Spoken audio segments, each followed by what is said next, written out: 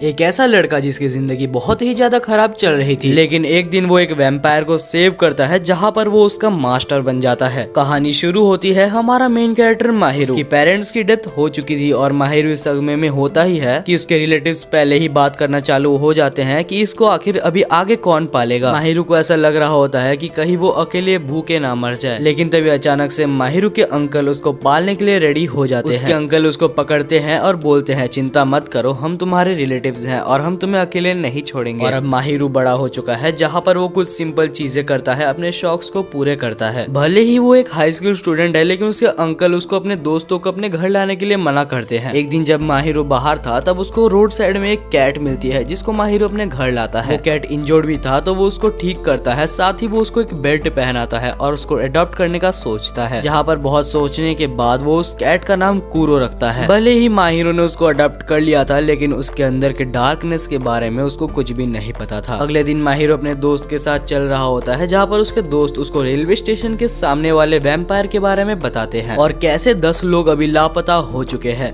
यहाँ पर माहिरू बिल्कुल भी बिलीव नहीं करता और वो दौड़ के अपने घर चले जाता है। लेकिन जैसे ही वो अपने घर में घुसता है तो वो शॉक हो जाता है क्योंकि उसकी टीवी ऑन थी। जब वो वहाँ पर अंदर जाता है तो उसको एक अजीब सा बंदा वहाँ पर बैठा हुआ दिखता है जिसके बहुत ही बड़े बड़े डार्क सर्कल्स बन चुके थे। साथ ही में वो टीवी में बैठ के बहुत सारे वीडियो गेम्स भी खेल रहा होता है। माहिरू बहुत ही ज्यादा डर जाता है और उससे पूछता है आखिर तुम कौन हो, आखिर तुम मेरे घर के अंदर कैसे आ गए। और साइड में पड़ा हुआ झाड़ू को उठा के वो उसके ऊपर मारने लगता है, लेकिन वो इतना ज्यादा फास्ट था कि वो उस अटैक को डॉज कर लेता है। माहिरू जब सेकंड टाइम उसको हिट करने वाला होता है तब वो फिसल जाता है और उसके पर्दे को हटा देता है और अचानक से वो सनलाइट आके सीधी उसके ऊपर गिर जाती है, जिस वजह से वो फिर से कूरो में बदल जाता है। जब माहिरू पर्दे को दे देता है तो वो फिर से वैम्पायर में बदल जाता है। फिर माहिरू पूछता है आखिर तुम हो कौन। तब वो बोलता है मैं तो एक प्यारा सा वैम्पायर हूँ, तुम्हें मुझसे दिक्कत क्या है। तब माहिरू को समझ आता है कि उसके दोस्त वैम्पायर के बारे में सही बात कर रहे थे एंड वो इसके बाद अपने घर से बाहर धूप में उसको ले जाने की कोशिश करने लगता है। वो पूछता है तुमने आखिर 10 लोगों को क्यों मारा। वैम्पायर बोलता है कि मुझे नहीं पता कि तुम किस बारे में बात कर रहे हो। और उसके बाद वो वैम्पायर बोलता है तुम गलती से भी मेरा नाम फिर से मत लेना। जहाँ माहिरू गुस्सा हो जाता है और उसका नाम ले लेता है। जैसे ही वो वैम्पायर का नाम कूरो बोलता है तो उसके आसपास एक ब्लू कलर का सर्कल बनने लग जाता है और उसके बाद वो सर्कल वैनिश हो जाता है। अभी अभी क्या हुआ ये माहिरू को कुछ समझ नहीं आया। इस वजह से वैम्पायर बोलता है मैं एक स्पेशल टाइप का वैम्पायर हूँ जो कि अपने मालिक की बात मानता है और वो बस अपनी मालिक की ही खून को पी सकता है। और फिलहाल हमारा कॉन्ट्रैक्ट साइन अप हो चुका है जहाँ पर तुम मेरे मालिक बन चुके हो। लेकिन तब वैम्पायर बोलता है ये कॉन्ट्रैक्ट तभी परमानेंट होगा जब मैं 24 घंटे के बीच में तुम्हारा कभी भी खून पी लूंगा। माहिरू के लिए ये कोई गुड न्यूज से कम नहीं थी, जहाँ पर वो उसको बाहर निकालने की कोशिश करता है लेकिन वो उसको बाहर नहीं निकाल पाता क्योंकि एक अनजान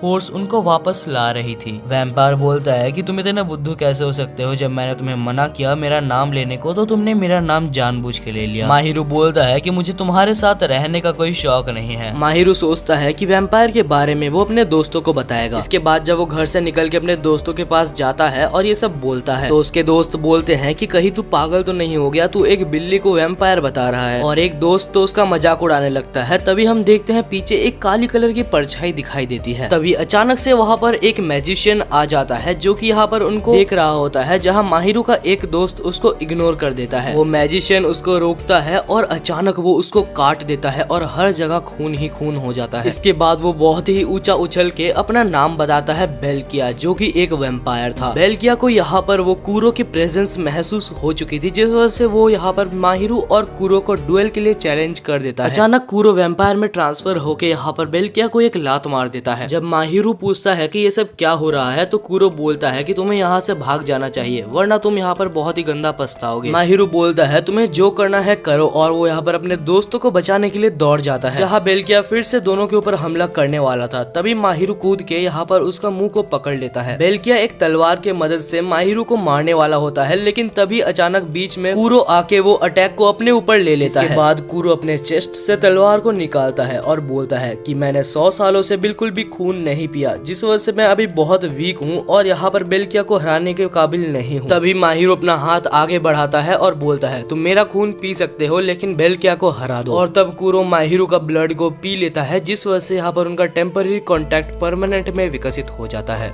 अब कूरो यहाँ पर माहिरू का वैम्पायर सर्वेंट बन चुका था। माहिरू कूरो को ऑर्डर देता है कि जाके बेल्किया को खत्म कर दो। कूरो बेल्किया के ऊपर अपने क्लॉज से हमला करता है जिससे एक विंड अटैक होता है और एक ही बार में यहाँ पर बेल्किया खत्म हो जाता है। फिर कुरो उसको जान से मारने वाला होता है, तभी वो एक डॉल में कन्वर्ट हो जाता है। तब माहिरू उसको उठाता है और पूछता है कि तुम कुरो को मारने की कोशिश क्यों कर रहे थे। तब बेल्किया बोलता है कि ये मेरे मास्टर का ऑर्डर था। उसके मास्टर का नाम सुबाकी होता है। जब माहिरू पूछता है कि आखिर वो उसे मारना क्यों चाहता था, तब बेल्किया एक अजीब सा आंसर देता है। वो बोलता है कि सुबाकी को कोई भी नहीं जानता और जो उसको नहीं जानता वो सबको मारना चाहता है। अचानक कुरो और माहिरू बेहोश हो जाते हैं क्योंकि वो लोग बहुत थक गए थे। और उसके बाद हम देखते हैं माहिरू अपने बेड में सो रहा होता है और साइड ही में कुरो भी यहाँ पर सो रहा होता है। माहिरू जल्दी से उठ के अपने स्कूल जाता है और जाके उस दोस्त को देखता है जिसको वैम्पायर ने काटा था। लेकिन जब माहिरू उस बारे में पूछता है तो किसी को कुछ भी याद नहीं था। वो दोस्त बोलता है कि मेरे को पुलिस वाले ने बताया कि मेरा एक कार एक्सीडेंट हुआ था। वो लोग जो मार्केट में मिले थे माहिरू के दोस्तों को याद भी नहीं होता। ये सब माहिरू को बहुत ज्यादा वियर्ड लगता है और वो यहाँ पर स्कूल की छुट्टी के बाद कुरो से ये सब के बारे में पूछता है कि ये सब आखिर हो क्या रहा है। अचानक वहाँ बारिश शुरू हो जाती है लेकिन कोई भी काले बादल नहीं थे। माहिरू अचानक से एक जगह पर टेलीपोर्ट हो जाता है जहाँ पर एक अननोन आदमी उसकी तरफ बढ़ रहा था। वो अननोन पर्सन माहिरू के ऊपर हंसता है और उसके बाद वो यहाँ पर बेल्किया को बाहर निकाल लेता है। जब बेल्किया उसको अपना मास्टर सुबाकी बुलाता है और सुबाकी का नाम सुन के माहिरू भी थोड़ा अलर्ट हो जाता है। सुबाकी अचानक से टेलीपोर्ट होके माहिरू के सामने आ जाता है और फिर वो कुरो को पकड़ के नीचे फेंक देता है, जहाँ कुरो अपने असली फॉर्म में ट्रांसफर हो जाता है। जब वो ट्रांसफॉर्म हो जाता है तो यहाँ पर सुबाकी उसको अपना बड़ा भाई बुलाता है। माहिरू ये सुन के शौक था और वो पूछता है कि क्या ये सच है। कुरो बोलता है मैं इस छपरी को नहीं जानता, मैं तो यार इसका शक्ल ही पहली बार देख रहा हूँ। तब सुबाकी बोलता है कि इस दुनिया में 7 वैम्पायर्स एग्जिस्ट करते हैं जिनके अपने अपने कैपेबिलिटीज है और कुरो इन 7 वैम्पायर्स में से सबसे बड़ा होता है और उसको वैम्पायर ऑफ स्लॉथ के नाम से जाना जाता था। यहाँ एक और ट्रू वैम्पायर है जो कि मैं हूँ, लेकिन मेरे को कभी किसी ने एक्सेप्ट नहीं किया क्योंकि मैं सबसे छोटा हूँ। और फिर सुबाकी अपने बिल्ली वाले फॉर्म में ट्रांसफॉर्म हो जाता है और माहिरू के ऊपर चढ़ के कुरो के साथ बदमाशी करने लगता है, जहाँ ये लड़ाई थोड़ी और बढ़ जाती है और सुबाकी अपने फॉर्म में आके यहाँ पर माहिरू के ऊपर हमला करने लगता है, जहाँ पर कुरो उसको अपने क्लॉ के मदद से रोक देता है। माहिरू यहाँ पर कुरो को बोलता है कि मेरा खून पी लो ताकि तुम्हें थोड़ी एनर्जी मिल जाए, लेकिन कुरो मना कर देता है और सुबाकी इसी चांस का फायदा उठा के उसको बहुत ज्यादा मारता है। फिर सुबाकी माहिरू को उठा लेता है और वो बोलता है कि तुमने सिर्फ अपने मजे के लिए पूरे 7 वैम्पायर्स में जंग छेड़ दी है। तब माहिरू को समझ आता है कि सुबाकी का दिमाग खराब है और वो सुबाकी को गुस्से में बोलता है कि ठीक है, अगर ऐसा है तो मैं कुरो को अपना ब्लड दूंगा और उसको ऑर्डर दूंगा कि ये सब बंद करे। लेकिन सुबाकी बोलता है अगर तुम उससे पहले ही मर जाओ तो क्या होगा। और फिर सुबाकी माहिरू को मारने के लिए जाने वाला होता है, लेकिन तभी कुरो अपने जान पे खेल के उसको बचाने के लिए वहाँ पर जाता है, लेकिन वो टाइम पर नहीं पहुँच पाता। लेकिन तभी अचानक से सब कुछ गायब हो जाता है। माहिरू और कुरो एक अलग जगह पर जा पहुँचते हैं और माहिरू को समझ आ जाता है कि एक दूसरे वैम्पायर ने अभी उसकी जान बचाई है। तभी अचानक वहाँ पर 2 ट्विन अपीयर हो जाते हैं और बोलते हैं कि माहिरू को हमारे मास्टर देखना चाहते हैं। कुरो का जाने का बिल्कुल भी मन नहीं था, लेकिन तब वहाँ पर एक अमीर लड़का आता है और बोलता है तुम्हारे पास और कोई चारा नहीं है मेरे लैम्बोर्गिनी में बैठ के वहाँ पर जाने के अलावा। तो माहिरू भी वहाँ पर लैम्बोर्गिनी में बैठ जाता है और उसके साथ जाने लगता है, जहाँ पर वो लड़का माहिरू को बताता है कि वो वैम्पायर ऑफ लस्ट का मास्टर है। वो लड़के का नाम मिसानो होता है और वो जब वहाँ पर उसके घर में पहुँच जाते हैं तो हमें एक बटरफ्लाई दिखाया जाता है जो कि और कोई नहीं वैम्पायर ऑफ लस्ट थी। वो अपने वैम्पायर को इंट्रोड्यूस करते हुए उसका नाम स्नो बताता है। अगले सीन में वो अपने वैम्पायर ऑफ लस्ट को खून पिलाता है और अपने डेथ साइड को समन कर लेता है और उसके बाद उसकी बिहेवियर बिल्कुल चेंज हो जाती है। वो बोलता है माहिरू तुम बिल्कुल गधे हो, तुम्हें अपने वैम्पायर का अच्छे तरीके से इस्तेमाल करना भी नहीं आता। मिसानो दोनों को ऑफर देता है कि तुम दोनों मेरे सर्वेंट बन जाओ, लेकिन यहाँ पर माहिरू और कुरो मना कर देते हैं, जिस वजह से वो स्नो को बोलता है कि उनके ऊपर हमला करो। स्नो का पहला अटैक दोनों बहुत मुश्किल से ही डॉज करते हैं। उसके बाद माहिरू पूछता है आखिर तुम ऐसा क्यों कर रहे हो, लेकिन मिसानो कुछ भी बताने से मना कर देता है। वो बोलता है तुम जैसे कॉमनर को मेरे से बात करने की औकात नहीं है। ये सुन के माहिरू का मूड खराब हो जाता है। वो कुरो को उठाता है और बोलता है मुझे भी तुम जैसे घमंडी से बात नहीं करनी। जब माहिरू कुरो को लेके बाहर आता है तो वो रियलाइज करता है कि वो खो चुका है। अचानक से बहुत छोटे छोटे बच्चे खिड़की से उनको देखने लगते हैं और तभी अचानक से स्नो उनके पीछे अपीयर हो जाता है और बोलता है ये मेरे ही स्लेव्स हैं। कुछ देर में मिसानो भी नीचे पहुंच जाता है और वो बोलता है अगर तुम एक लीडर बन नहीं सकते तो यही अच्छा होगा तुम मेरे अंडर काम करो और साथ ही हम सभी को सेफ रखो। माहिरू उसकी बात को समझने की कोशिश करता है और वो बोलता है ठीक है मैं तुम्हारा साथ दूंगा, लेकिन एक स्लेव की तरह नहीं, एक दोस्त की तरह। तब वो पूछता है तो क्या तुम सुबाकी से लड़ने का प्लान कर रहे हो। मिसानो बोलता है तो क्या तुम सुबाकी को ऐसे ही बिना किसी वेपन के हरा सकते हो? फिर मिसानो इस बारे में बताता है कि सारे वैम्पायर के मास्टर के पास एक हथियार चुनने का मौका होता है जो कि वैम्पायर के पास से आता है। अगले सीन में माहिरो अपने दोस्त के साथ चल के घर जा रहा था जहाँ पर उसको पीछे कुछ महसूस होता है, लेकिन जब वो पीछे देखता है तो उसको कोई भी नहीं दिखता। इसके बाद जब माहिरो वेपन के बारे में कूरो से पूछता है तो कूरो बोलता है अगर तुम्हें वेपन चाहिए तो अपने आंखें बंद करो। माहिरो जब अपने आंखें बंद करता है तो वो कूरो के मन के अंदर के एक डायमेंशन में पहुंच जाता है। वहाँ उसको एक कैट मिलता है जो कि बोलता है कि मैं कूरो का ही एक पार्ट हूँ। वो उसको बहुत सारे गिफ्ट बॉक्सेस के पास ले जाता है और बोलता है इनमें से एक वेपन को चूज करो और ध्यान से करना क्योंकि तुम बाद में इनको एक्सचेंज और रिटर्न नहीं कर सकते। माहिरो वहाँ सबसे सिंपलेस्ट बॉक्स को चूज करता है ताकि वो कोई भी कॉन्फ्लिक्ट आने से बच सके। जैसे ही माहिरो उस बॉक्स को चूज करता है तो उस बॉक्स में से एक मैजिकल ब्रूम निकलता है। जैसे ही माहिरो को वो झाड़ू मिलता है वो मिसानो के कैसल में टेलीपोर्ट हो जाता है। वो झाड़ू हवा में उड़ता है और तभी हम देखते हैं माहिरो के रिस्ट में एक टैटू बन जाता है।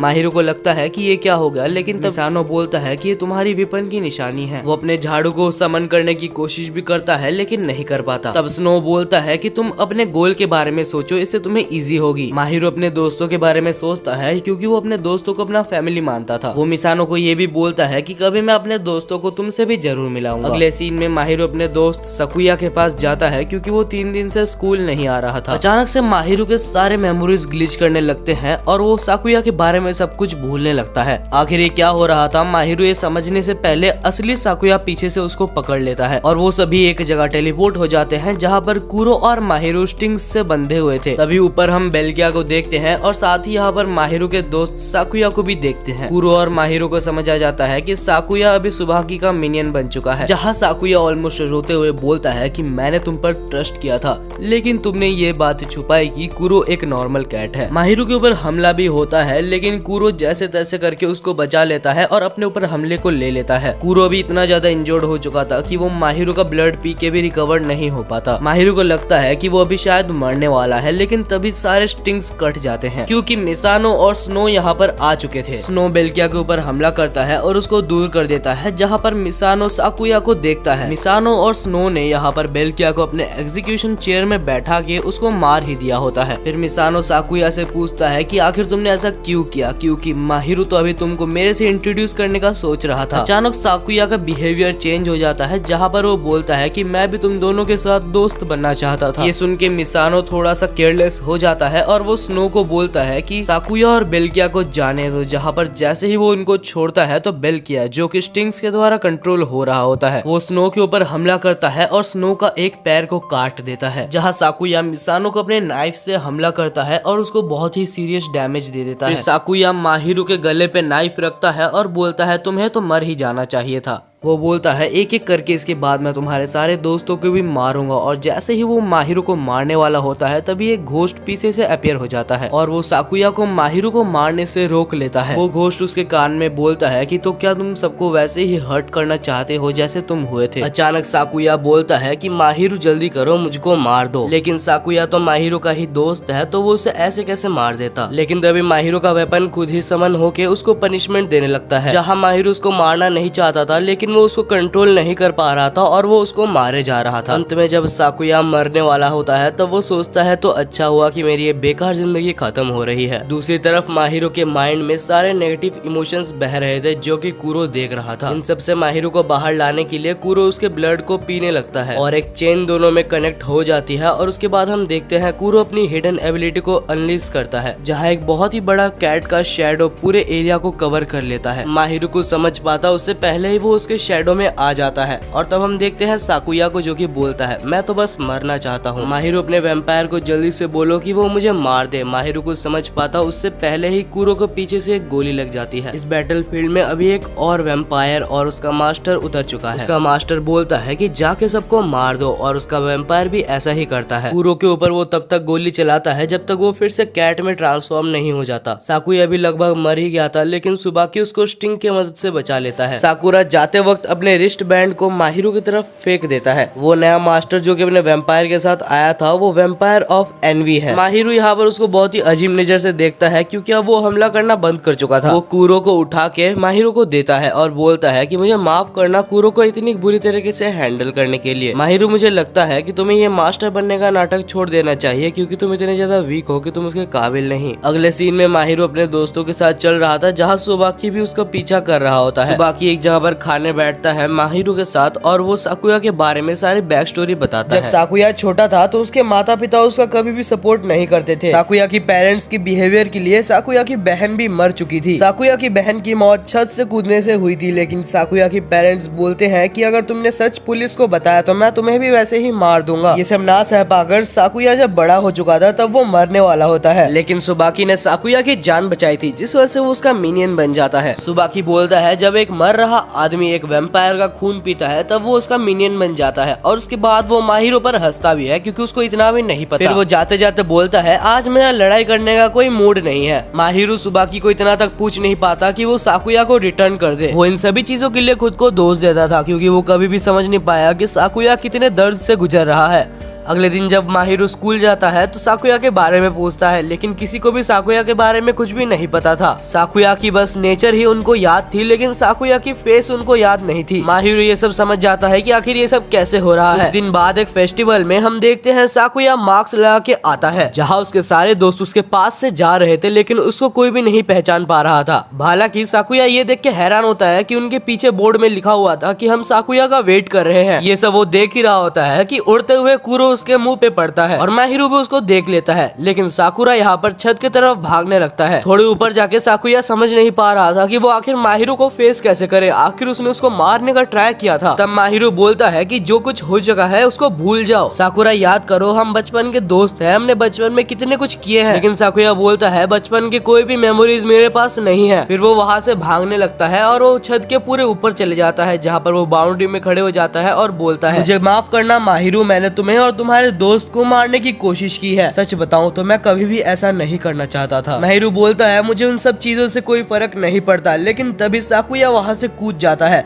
और उसको बचाते हुए माहिरो भी वहाँ से कूद जाता है। हवा में माहिरो साकुया के कॉलर को पकड़ता है और नीचे गिरने से जस्ट पहले वो अपने झाड़ू को समन कर लेता है, लेकिन कुछ देर बाद माहिरो का डिसबैलेंस हो जाता है और वो जाके गिर जाता है। गिरने के बाद वो दोनों ही हंसते हैं कि कैसे अभी तक माहिरो अपने पावर्स को कंट्रोल नहीं कर सकता। लेकिन फिर अचानक से साकुया रोने लगता है और बोलता है कि मुझे तुम्हारे साथ और भी ऐसे कुछ मोमेंट्स बिताने थे। लेकिन उसके बाद साकुया बोलता है कि जब मैं छोटा था तब मेरी बहन की मरने की दोष को मैं अपने ऊपर ही लेता था, लेकिन तब सुबाकी ही एक ऐसा आदमी था जिसने बोला कि उसका दोष नहीं है। सुबाकी ने साकुया को यह भी बोला था कि हर हार्ड सिचुएशन में जब भी तुम मुझे याद करोगे मैं तुम्हारे पास आ जाऊंगा। और जब वो मरने वाला होता है तब भी सुबाकी ने उसको बचाया था, जिस वजह से मैं सुबाकी के लिए कुछ भी कर सकता हूँ। माहिरो सोचता है कि उसके अंकल के लिए उसके लाइफ में जैसा रोल है सुबाकी का भी उसके लाइफ में वैसा ही रोल है। तब माहिरो बोलता है सुबाकी की हर बात तुम उसके प्रेशर में आके करते हो और मैं तुम्हें वादा करता हूँ कि मैं तुम्हें इससे आजाद कर दूंगा। साकुया बोलता है तुमने मेरे लिए जितना किया है वो बहुत है, तुम्हें ये सब करने की कोई जरूरत नहीं। फिर साकुया माहिरो से जितना दूर हो सकता था उतना दूर चले जाता है। तुम एक पहले दोस्त थे जिसने मेरा साथ दिया था, तुम एक पहले ऐसे दोस्त थे जिसने सबसे पहले फ्रेंडशिप का हाथ बढ़ाया था। ये सब कह के वो रो रहा होता है। अगले सीन में हम देखते हैं माहिरो को जो कि बहुत ज्यादा फ्रस्ट्रेटेड होता है और वो कूरो को बोलता है कूरो मेरे को तरीके बताओ, मुझे बहुत ज्यादा स्ट्रॉन्ग बनना है। अगले सीन में हम देखते हैं माहिरो और कूरो यहाँ पर एक फेस्टिवल का वेट कर रहे थे जहाँ फायरवर्क शोज होने वाले थे। अचानक वहाँ पर एक मिस्टीरियस आदमी आता है और उनको एक सूटकेस थमा के जाता है। बोलता है कि यहाँ पर घूमे हुए चीजों वाले सेक्शन में जाके इसको प्लीज डिपॉजिट कर देना क्योंकि मेरे को नहीं पता वो कहाँ पर है। सूटकेस देने के ठीक बाद वो मिस्टीरियसली गायब हो जाता है। हालांकि यहाँ पर माहिरो ज्यादा डाउट नहीं करता और वो अकेले ही यहाँ पर घूमे हुए चीजों वाले काउंटर की तरफ चलने लगता है। जाते वक्त माहिरो एक आदमी से टकराता है जिसके सुनहरे बाल थे। वो एक बहुत ही बड़ा बॉक्स अपने ऊपर ले जा रहा था, लेकिन जब माहिरो पूछता है कि ये क्या है तब वो आदमी बोलता है ये वैम्पायर्स के लिए एक कॉफिन है। माहिरो ये सुन के बिल्कुल भी बिलीव नहीं कर पा रहा था, लेकिन तभी वो डिस्ट्रैक्ट हो जाता है क्योंकि उसके पीछे एक बहुत ही बड़ा एक्सप्लोजन होता है और वो ठीक उस जगह पर होता है जहाँ पर माहिरो जा रहा था। माहिरो को जल्द ही समझ आ जाता है कि ये सूटकेस भी बहुत ही जल्दी फटने वाला है। वो समझ नहीं पा रहा था कि आखिर वो उसको दूर कैसे ले जाए जहाँ पर किसी को भी हार्म ना हो। कूरो को वो सुनहरे बाल वाले लड़के के सामने भी वो समन नहीं कर सकता था, लेकिन फिर वो उस लड़के पे बिलीव करता है और उसके सामने वो कूरो को समन करता है जहाँ पर कूरो उसको हवा में बहुत ऊपर जाके फेंकता है। माहिरू सोच रहा था ऐसा ना हो कि उसमें कोई टाइमर हो और वो नीचे गिर के फट जाए, और वो सूटकेस हवा में नहीं फटता, वो जैसे ही नीचे गिरता है तो वहाँ पर उसके फटने की आवाज आती है। लेकिन हम देखते हैं वो सुनहरे बालों वाला लड़का टाइम पे उस बॉम्ब को अपने कॉफिन के अंदर भर लिया था, जिस वजह से उस एक्सप्लोजन को वो लोग रोक पाए। माहिरू उस लड़के से पूछता है सच बताना आखिर तुम कौन हो। तब वो बोलता है उसका नाम तेत्सु है, जो कि एक हॉट स्प्रिंग का मालिक है। अचानक उस कॉफिन के अंदर से कुछ हिलने की आवाज आने लगती है। जब वो कॉफिन खुलता है तो वहाँ से एक चमगादड़ बाहर निकलता है। कुरो उसको आसानी से पहचान जाता है कि वो वैम्पायर ऑफ प्राइड है। वैम्पायर ऑफ प्राइड ने ही इस एक्सप्लोजन को संभाला होता है, जहाँ वो बोलता है कि ये नियरली सुबाकी का ही प्लान हो सकता है। लोगों को बीच में वो ब्लास्ट करके उनको मारना चाहता था, लेकिन वो बोलता है ऐसा नहीं है कि सुबाकी ही तुम्हारे लिए अभी बस एक चैलेंज है। अगले सीन में जब माहिरो और कुरो घर पहुंचते हैं तो घर के अंदर से कोई एक निकलता है और माहिरो को अंदर ले लेता है, जहाँ कुरो बाहर ही गिर जाता है। कुरो समझ जाता है कि फिर से कोई गड़बड़ होने वाली है, जहाँ फिर से गेट खुलता है और एक मैजिक लेजर कुरो के ऊपर तान दी जाती है।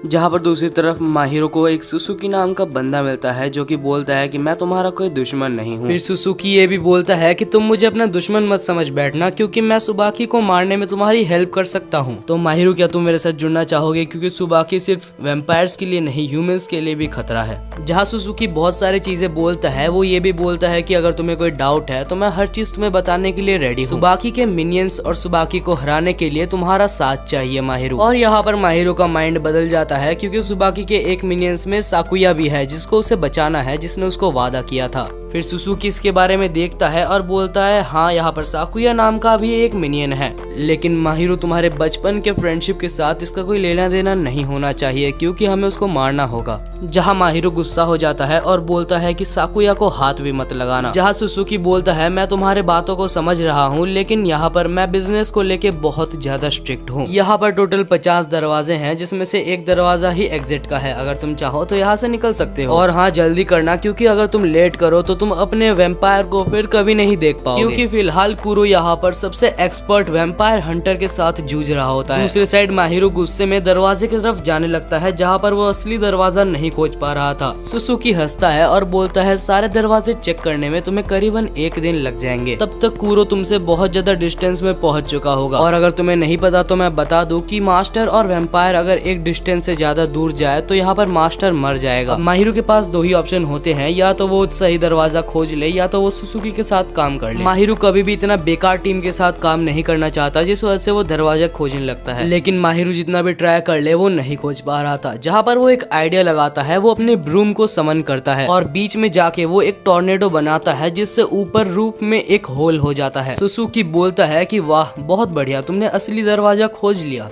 और क्योंकि माहिरो ने दरवाजा खोज लिया था तो वो बिना रोक टोक के माहिरो को जाने देता है। दूसरी साइड कुरो को यहाँ पर 3 जन मिल के हमला कर रहे होते हैं, जहाँ पर कुरो बहुत ही मुश्किल से उन लोग के बुलेट्स को टॉर्च कर रहा होता है। 1-2 बुलेट्स उसको लग भी गई थी, लेकिन वो भाग ही रहा होता है। बीच में उसको पकड़ भी लिया जाता है, लेकिन वो जैसे तैसे भाग जाता है। जब कुरो रिवर साइड पहुंच जाता है तो उनमें से एक हंटर बोलता है कि हमने तो माहिरो को पकड़ ही लिया है। ये सुन के जैसे ही कुरो का माइंड डिस्ट्रैक्ट होता है तो वो यहाँ पर अटैक में फंस जाता है, जहाँ पर कुरो को गोली मारने ही वाले होते हैं, लेकिन तभी यहाँ पर माहिरो अपने झाड़ू में उड़ते हुए आता है और कुरो को पकड़ के उधर से ले जाता है। अगले दिन माहिरो एक मीटिंग बुलाता है, जहाँ पर वो तेत्सु और मिसानो को भी बुलाता है, लेकिन दोनों में से कोई भी उसकी मीटिंग को सीरियसली नहीं ले रहा था। कुछ देर बाद मिसानो यहाँ पर माहिरो को वैम्पायर और मास्टर्स के बारे में जो इन्फॉर्मेशन नहीं पता उसको बताता है। माहिरो बोलता है कि वैम्पायर ऑफ एनवी से शायद हमें कुछ पता लग सकता है, क्योंकि वो मुझे बहुत नॉलेजेबल लगता है। मिसानो अचानक से बोलता है कि नहीं, वैम्पायर ऑफ एनवी से हमें कोई भी हेल्प नहीं लेना, मुझे उस आदमी के ऊपर बिल्कुल भी भरोसा नहीं है। कुछ देर बाद तेत्सु और उसका वैम्पायर एक इन्फॉर्मेशन लाते हैं कि मार्केट में एक बहुत ही डेंजरस आदमी घूम रहा है। जब माहिरो और कुरो उस आदमी को देखते हैं तो कुरो बोलता है कि उससे थोड़ा चौकन्ना रहना, मुझे उससे थोड़ा सा शक हो रहा है। तो माहिरो डिसाइड करता है कि वो चुपचाप उसका पीछा करेगा।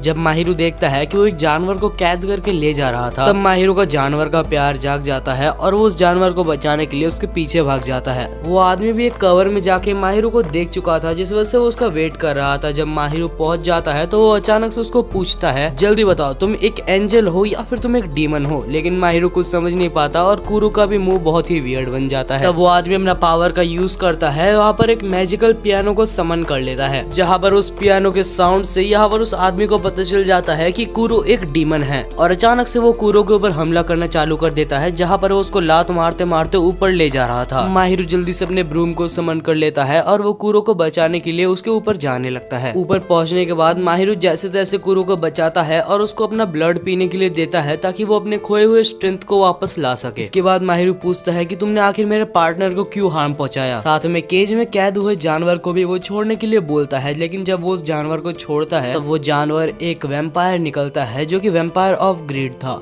फिर वैम्पायर ऑफ ग्रीड बोलता है कि ये आदमी जो मेरे साथ है इसका नाम लिग्ड है जो कि मेरा मास्टर है और मैं इसके साथ इसलिए हूँ क्योंकि ये मेरे को एंजल समझता है, जहाँ पर लिग्ड बोलता है कि मैं इसको भी एक डीमन समझता हूँ और मुझे इससे नफरत है। और ये दोनों भी यहाँ पर कोदी में मारपीट कर रहे होते हैं, जहाँ माहिरू खुश होता है क्योंकि सुबाकी से लड़ने के लिए उसे एक और साथी मिल गया। जहाँ वैम्पायर ऑफ ग्रीड बोलता है कि तुम्हें गलतफहमी है, हम तुम्हारे कोई भी साथी नहीं है और देखा जाए तो तुम्हें कोई साथी की जरूरत भी नहीं है क्योंकि कुरो जो कि सबसे बड़ा वैम्पायर है, अगर वो चाहे तो वो सब कुछ अकेले ही संभाल सकता है। फिर वैम्पायर ऑफ ग्रीड ये भी बोलता है कि मैंने कुरो को माफ नहीं किया क्योंकि कुरो ने मेरे साथ कुछ ऐसा ही किया था। माहिरू को समझ आ जाता है इससे पहले इन दोनों के बीच में पहले ही कुछ हो चुका है। इससे पहले दोनों में लड़ाई लगती, यहाँ पर माहिरू दोनों को अलग करता है और पूछता है क्या तुम मेरी हेल्प कर सकते हो, लेकिन वो मना करके वहाँ से चला जाता है। जब माहिरू घर वापस आता है तो उस लड़के को टीवी में देख के पियानो बजाते हुए वो शॉक हो जाता है और सबको बोलता है कि वो वैम्पायर ऑफ ग्रीड का मास्टर है, जहाँ पर मिसानो बोलता है कि वैम्पायर ऑफ ग्रीड से दूर रहना ही बेटर है क्योंकि जब वो अपने मास्टर से बोर हो जाता है तो वो अपने मास्टर को मार देता है। लेकिन माहिरू उसकी बात नहीं सुनता क्योंकि उसे उस आदमी को बचाना है। जहाँ उसे पता चलता है वो आदमी जो पियानो बजा रहा था जिसका नाम लिक होता है वो एक बहुत ही फेमस पियानो आर्टिस्ट है। जब माहिरू उस कॉन्सर्ट हॉल में होता है तो वो देखता है उसी आदमी को जिसने उसे उस एक्सप्लोसिव बैग को पकड़ाया था। माहिरू समझ जाता है कि यहाँ पर सुबाकी लिक को मारने की कोशिश कर रहा है। दूसरी तरफ जहाँ पर कॉन्सर्ट हो रहा होता है वहाँ पर बैठे हुए सारे ऑडियंस असल में सुबाकी के मिनियंस थे। जब माहिरू वहाँ पर पहुँचता है तो वो देखता है सारे मिनियंस ऑलरेडी मर चुके हैं। इससे हमें पता चलता है कि वैम्पायर ऑफ ग्रीड भी बहुत पावरफुल है। दूसरी तरफ वैम्पायर ऑफ ग्रीड यहाँ पर लिक के ऊपर भी हमला करना शुरू कर चुका था जो कि उसका खुद ही का मास्टर था। लिक वैम्पायर के पीछे जाके उसको लात मारता है, लेकिन तब तक वैम्पायर उसके पीछे जाके उसको एक और लात मार चुका था। तब वैम्पायर ऑफ ग्रीड हंसते हंसते बोलता है कि चिंता मत करो, नॉर्मल पीपल से वैम्पायर्स के मास्टर्स ज्यादा पावरफुल होते हैं। माहिरू को वैम्पायर ऑफ ग्रीड ये भी बोलता है कि कुरो को ऑर्डर करो, वो अकेले ही सबको मार सकता है। माहिरू बोलता है कि नहीं, यहाँ पर कुरो अकेले सब कुछ नहीं कर सकता, उसे भी थोड़ी सपोर्ट चाहिए। तब वैम्पायर ऑफ ग्रीड माहिरू के ऊपर हमला कर देता है, लेकिन यहाँ पर कुरो उसको बचा लेता है। फिर वैम्पायर ऑफ ग्रीड ये डिसाइड करता है कि वो माहिरू को 7 वैम्पायर्स की स्टोरी बताएगा। बहुत समय पहले जो ऑर्गेनाइजेशन C3 थी उसने एक आदमी को मारने का ऑर्डर दिया था, जहाँ पर 7 वैम्पायर्स में से वोटिंग होती है, जहाँ पर मैं और 2 वैम्पायर्स इस मर्डर के खिलाफ थे और बाकी के 3 वैम्पायर्स इस मर्डर से राजी थे। तो आखिर इसके बाद क्या करना है ये हमने वैम्पायर ऑफ स्लॉथ यानी कि कुरो के ऊपर छोड़ दिया था। वो स्टोरी बता ही रहा होता है, लेकिन कुरो ये सब सुन के अपना ऑरा रिलीज करने लगता है। वैम्पायर ऑफ ग्रीड बोलता है तो क्या तुम अपने मास्टर के सामने अपने गलतियों को छुपाना चाहते हो। कुरो का मर्डरस इंटेंट अभी शुरू होने लगा था, जहाँ पर दोनों फाइट करने वाले थे। जब माहिरू कुरो को बुलाता है तो कुरो जैसे माहिरू को देखता है उससे पहली बार माहिरू को ऐसा लगता है कि कुरो बिल्कुल भी अभी माहिरू के कंट्रोल में नहीं है। दूसरे साइड लिक रिकवर हो चुका था और वो यहाँ पर दोनों वैम्पायर्स की फाइट को रोकता है। वो माहिरू के ब्रूम को लेके उसको मोड़ के कुरो को दीवार से चिपका देता है। वैम्पायर ऑफ ग्रीड लिक को बीच में आते हुए देख के उसके ऊपर अटैक करने के लिए जाता है, लेकिन तब हम देखते हैं बाहर से एक वेल टाइप का कुछ आके उन दोनों को रोक देता है। कुछ देर बाद हम देखते हैं माहिरू जब कुरो को चेक करता है तो कुरो यहाँ पर थोड़ा सा अजीब सा दिखाई देता है, जो कि हमें बाद में बताया जाएगा। अगले सीन में हम वैम्पायर ऑफ ग्रीड को देखते हैं जिसके पीछे अचानक से सुबाकी आ जाता है। अगले सीन में हम माहिरू को देखते हैं जो कि फाइनली अपने घर में पहुंच चुका था, जहाँ उसके सारे दोस्त उससे गुस्सा थे क्योंकि वो बिना बोले अचानक से वहाँ से चला गया था। मिसानो बोलता है कि इससे बहुत बदतर हालत भी हो सकते थे, लेकिन अच्छा हुआ कि तुमने यहाँ पर सुबाकी के एक मिनियन को यहाँ पर लाया है। तब हमें पता चलता है कि माहिरू ने यहाँ पर सुबाकी के एक मिनियन को पकड़ा होता है, हालांकि उस मिनियन का नाम लिलियाक होता है। तब मिसानो बोलता है कि क्योंकि ये सुबाकी का मिनियन है तो इसके ऊपर पूरा ट्रस्ट भी नहीं कर सकते। तब माहिरू बोलता है कि मेरे को ऐसा लगता है कि सुबाकी यहाँ पर अपने मिनियन को वापस लेने जरूर आएगा। सुबाकी आखिर कितना भी बुरा हो, साकुया के हिसाब से शायद वो कभी भी अपने मिनियंस को अकेला नहीं छोड़ेगा। जब माहिरू इस बारे में कूरो को कुछ बोलने बोलता है तो कूरो चुपचाप वहाँ से चला जाता है। माहिरू कूरो को पीछा करता है और जब वो पूछता है कि आखिर तुम्हारे साथ क्या हुआ है, तुम ऐसा बिहेव क्यों कर रहे हो, तब कूरो का शक्ल देख के माहिरू समझ जाता है कि वो अपने राइट माइंड में नहीं है। जब से वैम्पायर ऑफ ग्रीड ने उसकी पास्ट की बात की थी तब से उसका मूड ऐसा हो गया है। इसके बाद माहिरू डायरेक्टली कूरो को कुछ क्वेश्चंस करता है कि आखिर C3 क्या है और तुमने आखिरकार ऑपरेशन में हाँ बोला था या फिर ना। जैसे ही ये सब वो पूछता है तो वो कूरो को देखता है जो कि एक बहुत ही अजीब से चीज में अचानक से ट्रांसफॉर्म होने लगा था। माहिरू उसको देख के बिल्कुल चौंक जाता है, लेकिन उसके बाद वो बहुत सारे करेज को एक साथ इकट्ठा करके उसको ऑर्डर देता है कि अपने कैट वाले फॉर्म में आओ। कूरो माहिरू का ऑर्डर फॉलो करते हुए सीधा यहाँ पर माहिरू के पीछे चलने लगता है और दोनों ही फिर घर चले जाते हैं। अगले सीन में हम माहिरू को उसी मिनियन के पास देखते हैं जिसको माहिरू ने पकड़ा था। तब वो पूछता है तो क्या तुम सुबाकी को अपना दुश्मन मानते हो, लेकिन माहिरू बोलता है कि मैं उसे दुश्मन नहीं मानता, मैं मानता हूँ कि वो बस एक ऐसा आदमी है जिसे मुझे रोकना है। फिर वो मिनियन बोलता है माहिरू मुझे तुम्हें कुछ बताना है। सुबाकी का एक राइट हैंड मैन है जिसका नाम हाइगन है और वो स्पेशली बहुत ही ज्यादा स्ट्रॉन्ग है, तुम्हें उससे बच के रहना चाहिए। बाकी जितने भी वीक मिनियंस है वो तो फाइट भी नहीं करना चाहते। अगले दिन सुबह जब माहिरू उठता है तो उसे एक कॉल आता है जहाँ उसे वैम्पायर ऑफ ग्रीड के बारे में पूछते हैं क्योंकि वो पिछले रात से ही मिसिंग है और उसका मास्टर लिक्ट बहुत ही जल्दी कमजोर होते जा रहा है। इस वजह से अगर उसको नाक हो जा गया तो लिक्ट कुछ देर में बहुत ही कमजोर होके मर जाएगा। अचानक लिक्ट के पीछे एक लाल बालों वाला आदमी आ जाता है। लिक्ट को समझ पाता उससे पहले ही वो उसको बहुत ही जानलेवा हमला कर देता है। फिर हमें पता चलता है कि ये सुबाकी का राइट हैंड हाइगन है जो कि बहुत ही आसानी से लिक्ट को पीटे जा रहा था। लिक्ट लड़ने की कोशिश करता है लेकिन वो कुछ भी नहीं कर पाता हाइगन के सामने। जहाँ हाइगन बोलता है कि तुम्हारा वैम्पायर ऑफ ग्रीड अभी सुबाकी के नीचे बहुत ही गंदी तरीके से कुचला जा रहा है। लिक्ट बोलता है कि मुझे उस डीमन की कोई भी परवाह नहीं है, लेकिन मैं तुमसे तो नहीं हारने वाला। जहाँ लिक्ट को मारने के लिए हाइगन ने भी अपना रेड ऑरा समन कर लिया था जिसको यहाँ पर दूर से माहिरू ने भी देख लिया था। माहिरू जल्दी से कूरो को लेके वहाँ पहुँचना चाहता था, लेकिन कूरो बोलता है कि पहले अपने बैकअप को बोल दो, लेकिन माहिरू नहीं सुनता, बोलता है कि मेरे पास उतना टाइम नहीं है। अगले सीन में माहिरू पहुंच चुका था जहाँ पर वो ना जानते हुए कि वो हाइगन है उसको बोलता है कि उसे छोड़ दो। इसके बाद कूरो और माहिरू लड़ाई करने के लिए रेडी हो जाते हैं जहाँ कूरो अपने पास्ट को अभी तक भुला नहीं पाया था और वो लड़ नहीं पा रहा था। अचानक से कूरो एक ब्लैक क्रिस्टल बॉल में ट्रांसफर हो जाता है जिसे देख के वो बिल्कुल हक्का बक्का रह जाता है और बोलता है क्या ये बॉल कूरो भी हो सकता है। माहिरू अपने डिफेंस के लिए अपने ब्रूम को समन करने की कोशिश करता है, लेकिन वो ब्रूम भी उस क्रिस्टल बॉल में घुस जाता है जहाँ पर अभी उसके पास कुछ भी डिफेंस के लिए नहीं था। हाइगन बोलता है कि लिक्ट और मेरे बीच की लड़ाई अभी तक खत्म नहीं हुई है। जहाँ लिक्ट का हमला देख के हाइगन भी थोड़ा सा इम्प्रेस हो जाता है और वो सोचता है कि मैं भी सीरियस हो जाता हूँ। हाइगन लिक्ट का सारे हमले को डॉज कर लेता है और बहुत बुरी तरीके से लिक्ट यहाँ पर हाइगन से हार जाता है।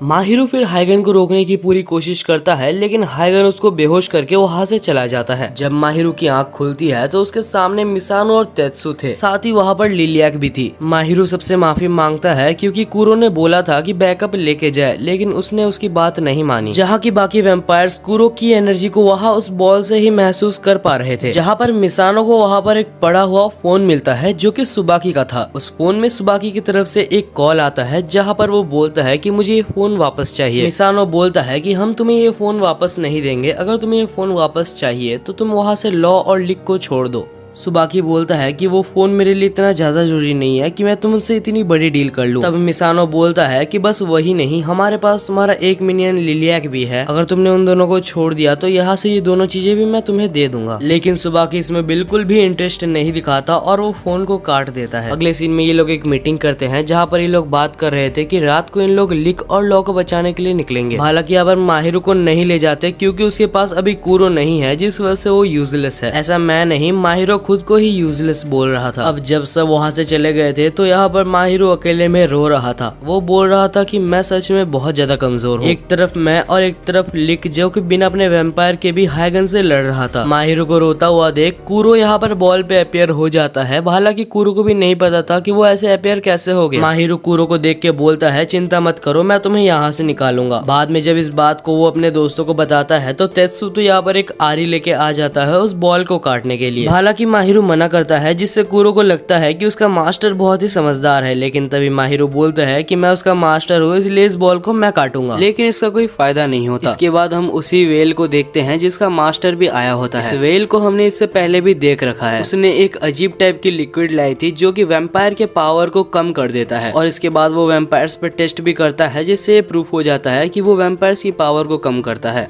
वो बंदा बोलता है कि ये लिक्विड मुझे वैम्पायर ऑफ एनवी से मिला है। माहिरू बोलता है तो क्या मिसानो हमें अभी भी उससे बात नहीं करनी चाहिए, जहाँ पर मिसानो मना कर देता है। जहाँ स्नो उसे समझाता है कि कुछ देर के लिए ही सही, लेकिन पास्ट की बातों को कुछ देर के लिए ही भूल जाओ। इस कैटेगरी में वैम्पायर ऑफ एनवी हमारी हेल्प कर सकता है तो क्यों ना ले। इसके बाद माहिरू वैम्पायर ऑफ एनवी के पास जाने के लिए निकलता है, जहाँ पर वो ट्रेन में बैठा था और सोच रहा था। तभी अचानक सुबाकी आ जाता है और बोलता है तुम कैसे मास्टर हो जो कि अपने वैम्पायर तक को नहीं बचा पाए। एंड इसके बाद सुबाकी उसके ऊपर हमला कर देता है, लेकिन तभी हम देखते हैं माहिरू ट्रेन से कूद जाता है और उसको पता चलता है कि वो एक इल्यूजन को देख रहा था। माहिरू को लगता है कि सुबाकी भी वही जा रहा है जहाँ वो फिलहाल जा रहा है, जिस वजह से वो उससे पहले उधर पहुंच जाता है। उधर पहुंचते साथ उसको एक पागल डीलर मिल जाता है जो कि एक साइंटिस्ट था। माहिरू को कुछ समझ नहीं आ रहा था कि वो उससे बात कैसे करे, लेकिन फिर उससे पूछ लेता है, जहाँ वो साइंटिस्ट माहिरू को घर लाता है और उसके ही सर पे उसका नाम लिख देता है, क्योंकि साइंटिस्ट को माहिरू का नाम याद ही नहीं हो रहा था। इसके बाद माहिरू को जिस डीलर के साथ काम था वो भी यहाँ पर आ जाता है। वो डीलर अपना नाम मीको बताता है और वो ये भी बताता है कि वो मिसानो का भाई है। माहिरू को शुक्रिया अदा करता है क्योंकि मिसानो पहले किसका भी दोस्त नहीं हुआ करता था, लेकिन अभी फिलहाल उसके पास एक दो दोस्त हैं। इसके बाद माहिरू कुरो को उस पागल साइंटिस्ट को दिखाता है, जहाँ पर वो बोलता है ये तो बड़ा इंटरेस्टिंग केस है। वो उसको अपने लेबोरेटरी में ले जाता है और उसको जांच करने के बाद बोलता है कि हम इसका कुछ नहीं कर सकते क्योंकि ये पहला केस है जो हम देख रहे हैं। इसके बाद मीको बोलता है तो माहिरू क्या तुम्हें लगता है कि तुम अकेले कुरो के साथ ही सुबाकी को ब्रेक कर सकते हो? माहिरू बोलता है तुम डायरेक्टली बोल सकते थे कि मैं सुबाकी को मार सकता हूँ, लेकिन तुमने सुबाकी को ब्रेक ही क्यों बोला? जहाँ वो बोलता है कि हम एक वैम्पायर को कभी भी फुल्ली नहीं मार सकते, हम बस उसे ब्रेक ही कर सकते हैं, और वो हम ऐसे कर सकते हैं कि सबसे पहले हमने जो वैम्पायर को चीज दी थी उसको अगर हम तोड़ दे तो। जिससे माहिरू को याद आता है कि कुरो को सबसे पहले माहिरू ने एक बेल दिया था। इसके बाद वो पागल साइंटिस्ट माहिरू को एक कुछ जूस टाइप का देता है। इसके बाद उस जूस को माहिरू को पीने के लिए बोलता है, जहाँ पर वो बोलता है कि ये जूस तुम्हें कुरो के माइंड को मास्टर करने में बहुत हेल्प करेगी। जहाँ पर माहिरू उस जूस को पी लेता है और वो पीने के बाद अचानक बेहोश हो जाता है। बेहोश होने के बाद वो नीचे गिरते जा रहा था, जहाँ पर उसको बस एक ही चीज दिख रही थी जो कि कुरो की वही दी गई बेल्ट थी। अगले सीन में हम माहिरू के सारे दोस्तों को देखते हैं जो कि यहाँ पर प्लानिंग कर रहे थे कि सुबाकी को कैसे हराना है। उन सबको सुबाकी की रियल लोकेशन पता चल चुकी थी, जहाँ वो लोग को इतना अंदाजा तो हो जाता है कि लॉ और लिक एक ही बड़े वाले बिल्डिंग में है, लेकिन वो लोग एक साथ तो कभी भी नहीं होंगे, क्योंकि वैम्पायर और मास्टर के एक साथ होने से उनकी पावर बढ़ जाएगी, जिस वजह से वो लोग अंदाजा लगाते हैं कि लॉ ऊपर होगा और लिक नीचे होगा, और वो लोग ये डिसीजन लेते हैं कि वो अपना भेस बदल के वो बिल्डिंग में घुसेंगे। यहाँ पर वो वेल का मास्टर जिसका नाम क्रेन होता है, वो यहाँ पर एक बहुत ही अमीर इंसान बन के आया था, जिससे बहुत ही दिमाग लगा के वो सुबाकी के रूम का कार्ड का एक डुप्लीकेट बनवा लेता है। अब वो लोग बिना सुबाकी के पता लगे उनके रूम में भी घुस सकते हैं। वहीं पर मिसानो भी एक काले कपड़े पहन के लिफ्ट पे चढ़ा था, लेकिन लिफ्ट पे वहाँ पर साकुया भी होता है। यहाँ पर साकुया ने मिसानो को पहचान लिया था, जिस वजह से यहाँ पर साकुया बेसमेंट का बटन चुपके से दबा देता है, जहाँ लिफ्ट बेसमेंट में जाने लगती है, जहाँ मिसानो कॉल करके क्रेन को भी बेसमेंट में बुला लेता है। लेकिन क्रेन इस टाइप की फाइट में बहुत अच्छा नहीं है। बेसमेंट में पहुंचने के बाद वहाँ पर उसको लॉ कहीं भी नहीं दिखते, इसका मतलब ये है कि बेसमेंट में लॉ नहीं है।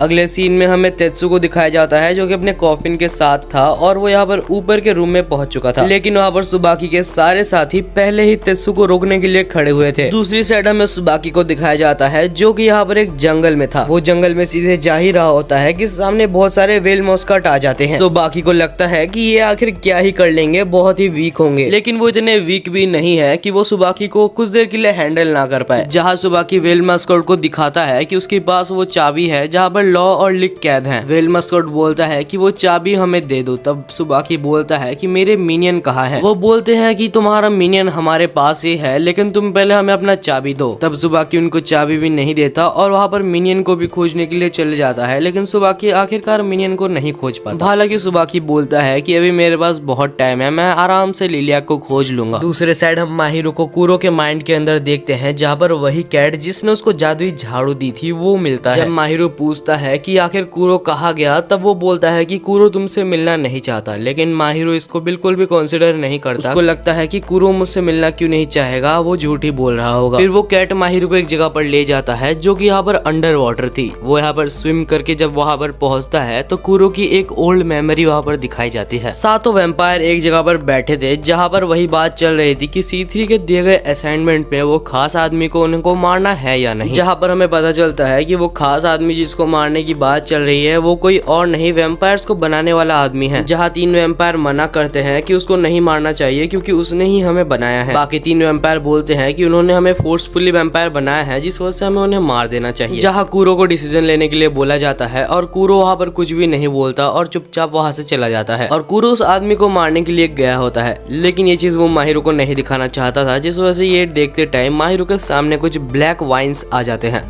और इसके बाद अचानक से वही कैट माहिरो के सामने आ जाती है। वो कैट माहिरो से पूछती है कि क्या तुम्हें कूरो की और भी मेमोरीज को देखना है। वो उसके बाद वहाँ पर एक रूम में ले जाती है जहाँ पर कूरो की सारी मेमोरीज रखी थी, लेकिन कूरो तो उसकी मेमोरीज बिल्कुल भी माहिरो को नहीं दिखाना चाहता, जिस वजह से माहिरो उसको नहीं देखता। और उसके बाद वो कूरो की एक रूम में जाता है जहाँ पर कूरो रखा हुआ था। कूरो उसको रोते रोते बोलता है कि मैं कभी भी एक इतना बुरा वैम्पायर नहीं बनना चाहता था, मैंने ये बहुत ही गलत काम किया है। जहाँ पर माहिरो बोलता है कि हाँ, तुमने जो भी किया वो गलत है। अगर तुम इतने सालों से ये सब करके भी सोच रहे हो कि ये गलत है तो जरूर वो गलत ही होगा, लेकिन कूरो ये तुम्हारा पास्ट है। ये याद रखो कि तुम अभी अपने पास्ट में नहीं हो, तुम अपने प्रेजेंट में हो। अभी ये पास्ट की बातों को पकड़ के बैठने का टाइम नहीं है। अभी हमें और भी बहुत चीजें करनी है, अगर हमने वो भी नहीं की तो तुम्हें उसका भी पछतावा रह जाएगा। जहाँ कूरो माहिरो की बात को समझ जाता है और वो फाइनली अपने सारे डार्कनेस को हटा के अपने कैट वाले फॉर्म में आ जाता है। दूसरी साइड हमें लॉ और लिक को दिखाया जाता है जो कि एक ही जगह पर थे लेकिन अलग अलग रूम पे थे। तो यार आज की वीडियो हम यहीं पर ही खत्म करते हैं। इसके बाद बहुत सारी अच्छे स्टोरीज भी हैं। आखिर लॉ की क्या स्टोरी थी, आखिर वो यहाँ पर वैम्पायर कैसे बना, आखिर सुबाकी विलेन क्यों बन गया, आखिर सुबाकी को सब मारना क्यों चाहते हैं, ये सब जानने के लिए आप एक कमेंट जरूर से कर दीजिएगा। मैं पार्ट 2 आपके लिए जरूर से लाऊंगा। तब तक के लिए यार मिलते हैं नेक्स्ट वीडियो में।